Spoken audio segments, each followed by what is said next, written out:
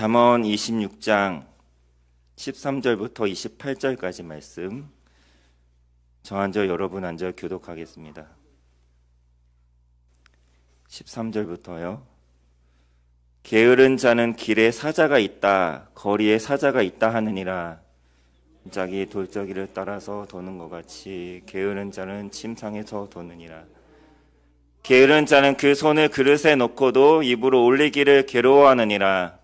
게으른 자는 사례에 맞게 대답하는 사람 일곱보다 자기를 지혜롭게 여기느니라.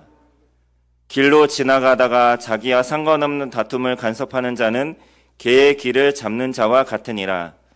횃불을 던지며 화살을 쏘아서 사람을 죽이는 미친 사람이 있나니, 자기 이웃을 속이고 말하기를 내가 희롱하였노라 하는 자도 그러하니라. 나무가 닿으면 불이 꺼지고 말쟁이가 없어지면 다툼이 식느니라. 숯불 위에 숯을 더하는 것과 타는 불에 나무를 더하는 것 같이 다툼을 좋아하는 자는 시비를 일으키느니라. 남의 말하기를 좋아하는 자의 별식과 같아서 뱃속 깊은 데로 내려가느니라.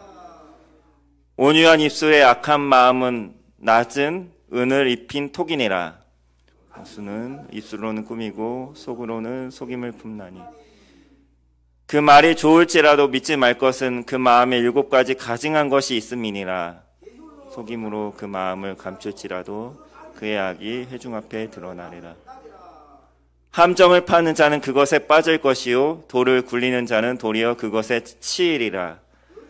거짓말하는 자는 자기가 해한 자를 미워하고 아첨하는 입은 패망을 일으키느니라. 아멘. 오늘은 밖에 사자가 있다라는 제목으로 말씀을 전하겠습니다. 오늘 본문에서는 미련한 사람의 특징에 대해서 말씀을 하고 있습니다. 앞서 11절 말씀에서는 미련한 자들은 계속해서 자신의 어리석음을 반복한다고 말씀을 하고 있습니다. 11절 말씀에 보면 개가 그 토한 것을 도로 먹는 것 같이 미련한 자는 그 미련한 것을 거듭 행하느니라.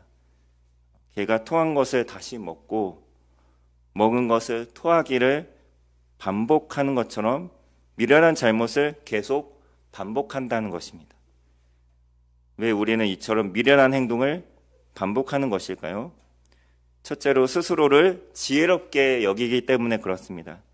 12절 말씀과 16절 말씀에 보면 내가 스스로 지혜롭게 여기는 자를 보느냐, 그보다 미련한 자에게 오히려 희망이 있다 말씀하고 있고, 16절에 게으른 자는 사리에 맞게 대답하는 사람 7보다 자기를 지혜롭게 여긴다.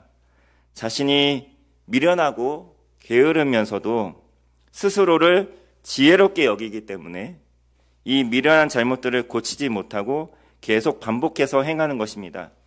나 스스로가 지혜가 많다고 생각하는 것은 교만함이고 그것은 패망의 지름길입니다. 예수님 당시에 바리새인들이 그랬습니다. 요한복음 9장 말씀을 보면 날 때부터 보지 못했던 사람을 주님이 고쳐주신 사건이 나오는데, 이것은 분명 구약에서 예언된 메시아 하나님께서 보내실 구세주에 대한 확실한 증표였습니다. 그럼에도 불구하고 바리새인들은 자신들의 두 눈으로 똑똑히 그것을 보고 들었으나 그들의 미련함으로 믿지 못하는 모습을 보여주고 있습니다. 이때 주님께서 바리새인들의 미련함에 대해서 다음과 같은 말씀을 하셨습니다. 요한복음 9장 39절 말씀에 보면 예수께서 이르시되 내가 심판하러 이 세상에 왔으니 보지 못하는 자들은 보게 하고 보는 자들은 맹인이 되게 하려 함이라 하시니, 이런 말씀을 하시니까 바리새인들이 이 말씀을 듣고는 이렇게 말을 합니다. 그럼 우리도 맹인인가? 이에 주님께서 다음과 같은 말씀을 하시죠. 41절 말씀에 보면 예수께서 이르시되 너희가 맹인이 되었더라면 죄가 없으려니와 본다고 하니 너희 죄가 그대로 있느니라. 스스로 괜찮다, 스스로는 보고 있다, 스스로 지혜롭다고 여기는 자는 그 미련함을 고칠 수가 없습니다. 그러나 나는 부족합니다, 나는 어리석습니다 라고 여길 때부터 참 지혜이신 예수님을 만나게 되므로 그 미련함을 끊어내고 지혜의 길로 나아갈 수 있게 되는 것입니다. 우리가 미련한 행동을 반복하는 이유 두 번째, 말이 앞서기 때문에 그렇습니다. 17절에서 19절까지 말씀을 보면 모두 말이 앞서서 미련한 사람이 되는 경우를 말하고 있습니다. 17절에서는 자신과 상관없는 말다툼에 끼어드는 사람, 18절, 19절에서는 횃불로 자신이 누구인지 밝히 드러낸 채 사람을 죽이고 악행을 서슴지 않는 미련한 사람, 20절에서 22절 말씀은 불난 집에 부채질해서 다툼을 일으키는 미련한 사람, 23절에서 28절까지는 겉과 속이 다른 말로 결국 패망에 이르게 되는 미련한 사람에 대해서 말씀하고 있습니다. 말은 불 같은 것입니다. 야고보서 3장 6절 말씀에 보면 혀는 곧 불이요 불의의 세계라. 혀는 우리 지체 중에서 온몸을 더럽히고 삶의 수레바퀴를 불사르나니 그 사르는 것이 지옥불에서 난다고 말씀을 하고 있습니다.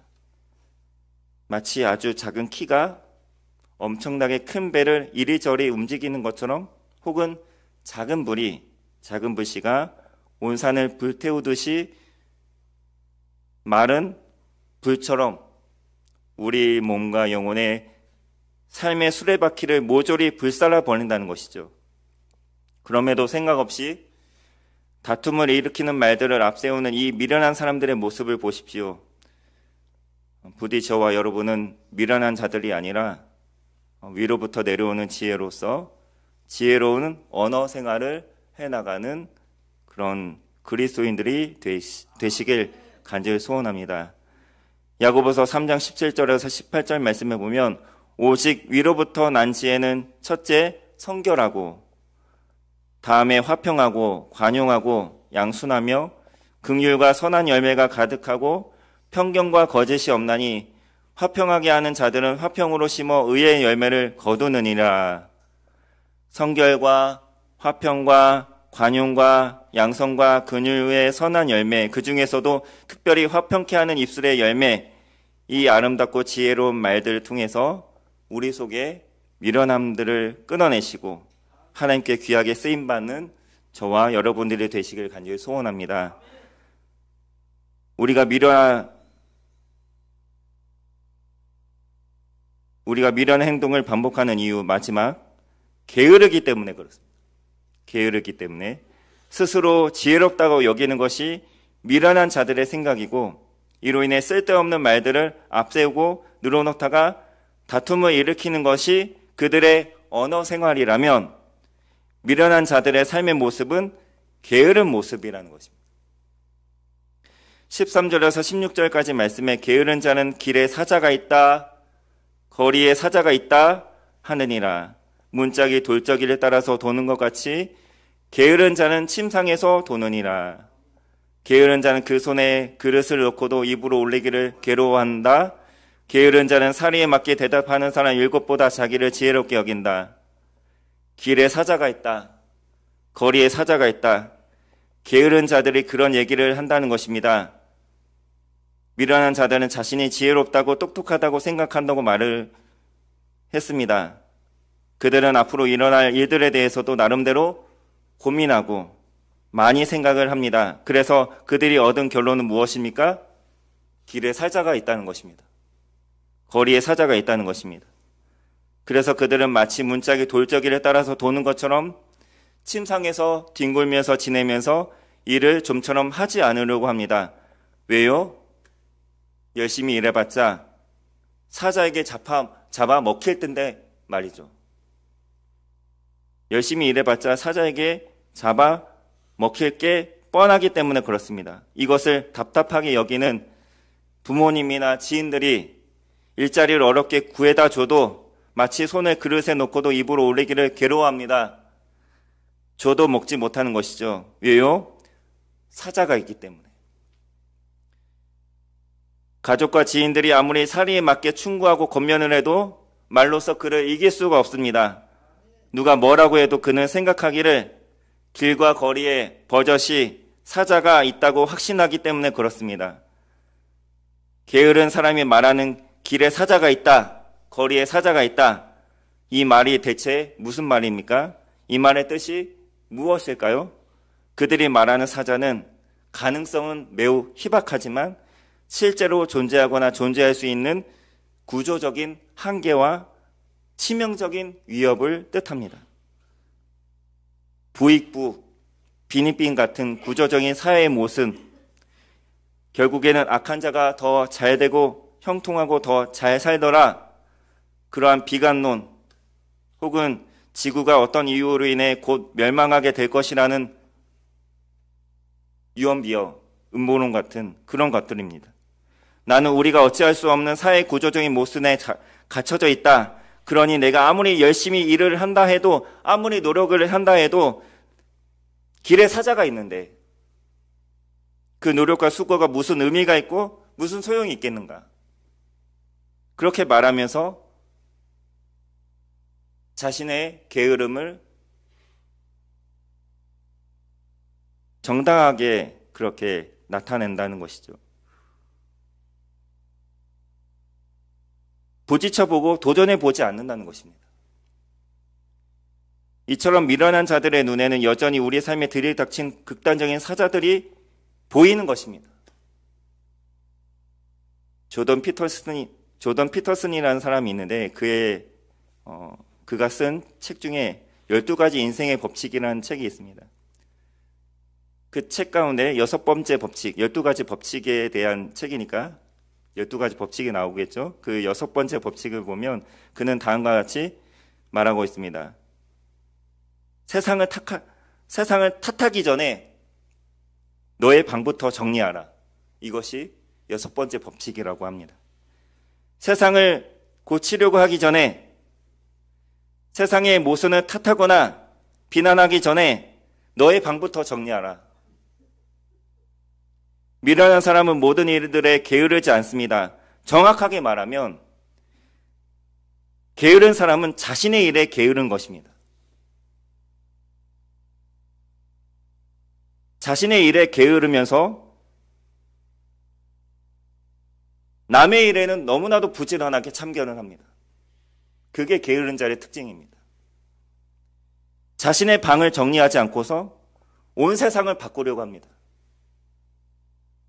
자신의 습관을 고치지 않고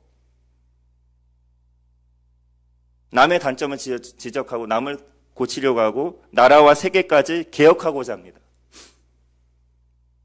자신의 몸은 돌보지 않고서 인류의 건강을 걱정합니다. 세상이 공평하지 않을 수도 있습니다. 세상이 악할 수 있습니다. 그렇다고 해서 그것이 오늘 내가 게을러도 되는 합당한 이유가 될 수는 없습니다. 하나님은 우리에게 큰 일을 하기를 바라지 않으십니다. 작은 일부터, 아주 작은 일부터, 사소한 일부터 내 방을 정리하는 작은 일에 충성하는 자를 오늘도 찾고 계시는 줄 믿습니다. 살다 보면 길에 사자가 있을 수 있습니다.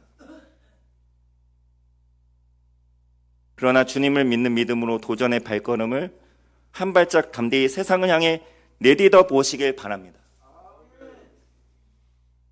칠흑같이 캄캄한 인생길이라 할지라도 믿음으로 작은 불을 켜서 나와 내 주변이라도 밝히는 등불 같은 삶을 살아가시는 저와 여러분이 될 수 있기를 간절히 소원합니다.